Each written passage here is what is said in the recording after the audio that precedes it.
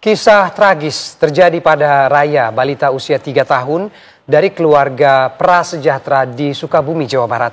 Ya, pemirsa, balita ini mengidap sejumlah penyakit serius dan tidak ditangani sedini mungkin hingga berakhir dengan kematian tragis. Didapati cacing dalam jumlah yang sangat banyak berkembang biak di tubuh Raya hingga menyebar ke bagian organ tubuhnya.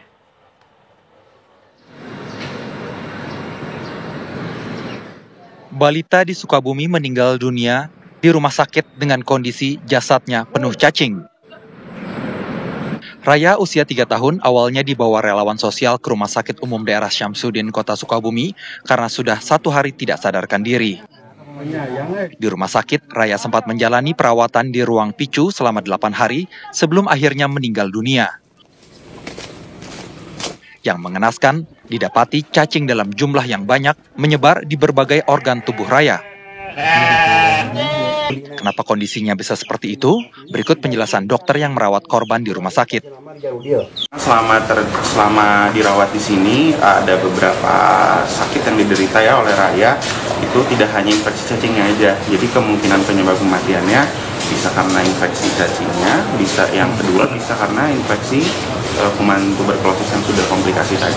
Menginfeksi manusia itu bukan cacing dewasanya, cacing yang uget-ugetnya itu bukan, tapi adalah telurnya. Nah, telurnya itu bisa masuk ke manusia melalui 2 hal, antara kontak langsung, misalnya tidak sengaja terpegang oleh tangan, kemudian memasukkan jari ke mulut ya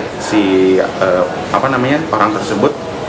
Kemudian untuk yang lainnya bisa jadi karena tertular terkontaminasi ke makanan atau minuman gitu, sehingga terkonsumsi dan masuk ke saluran cerna. Nanti lambat laun bisa tumbuh di dalam saluran cerna kita dalam waktu kira-kira 2-3 minggu sampai menjadi cacing yang dewasa gitu. Tapi sebelum sampai dengan situ, fasenya itu dari telur menetas menjadi larva dulu. Nah, larva inilah yang berpotensi menyebar ke seluruh tubuh melalui pembuluh darah. Makanya bisa hinggap di paru-paru, bisa hinggap di semua organ, di ginjal, dan yang terburuknya di otak. Asumsi saya sih ketika ada keluar cacing lewat saluran nafas, kemungkinan memang sudah sampai ke paru-paru, karena kan Raya juga kondisinya sudah sesak. Gitu. Hasil ronsen sendiri berapa banyak sih cacing yang bersarang di tubuhnya itu? Kalau dari ronsen atau CT scan kita tidak bisa memastikan jumlah, tapi kita hanya bisa memvisualisasikan bahwa ada sesuatu di dalam. Gitu. Tapi untuk jelasnya berapa tidak mungkin dihitung. Jadi ini kita hanya bisa menyimpulkan sangat banyak karena memang kita lihat dari BAB-nya sendiri itu banyak sekali memang di pokoknya.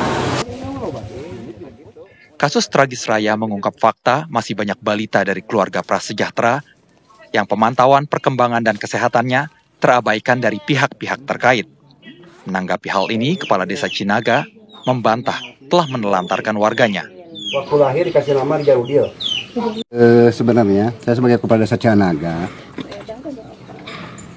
apa video yang beredar itu sangat jauh salah. Saya tidak menerima, sekalipun saya tidak menerima.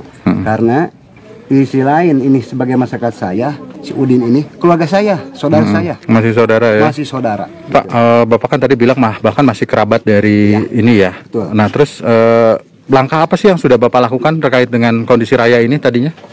Kalau masalah kondisi Raya ini saya juga tahu sakitnya di sininya, enggak dari ke belakang.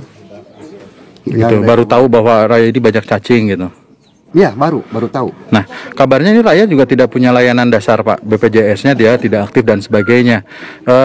Ngurus-ngurus juga sulit sebetulnya saat itu. Menurut Bapak seperti apa? Kalau masalah BPJS betul, Pak. Karena jangan Raya saja, sekian masyarakat udah banyak, susah, Pak. Susah. Kecuali BPJS bayar ya. Dari Sukabumi, Jawa Barat, Rizky Gustana, TV One mengabarkan.